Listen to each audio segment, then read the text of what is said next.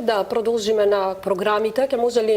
дополнителниот заменик министер сега да одговори дали се уште смета дека министерот треба да поднесе оставка, зошто сметате дека тоа е така и зошто еве претходно не сте го предупредиле, односно не сте му ги кажале забелешките кои што сте ги имале? Апсолутно, јас сум убеден дека министерот треба да поднесе оставка и воопшто не знам како може и да се нафати на оваа работа, да биде параван во министерство кое што е преку кое што Груевски и Мијалков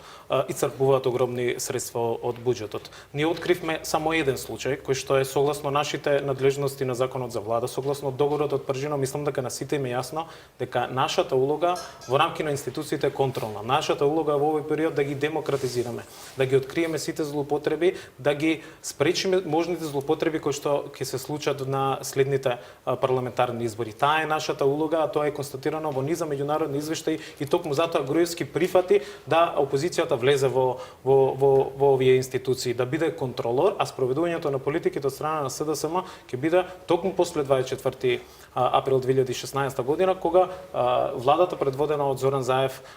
како премиер ќе ги реализира сите политики во земјоделството. Случајот Србиновски е доволен, е прв и доволен, кој што го откривме за само неколку дена. Не може министерот година и пол да биде во министерството, а да не се откријат вакви злоупотреби. Има и други скандали поврзани со самиот Србиновски, но и со други функционери кои што се блиски на власта и кои што го користат ова министерство за свое профитирање.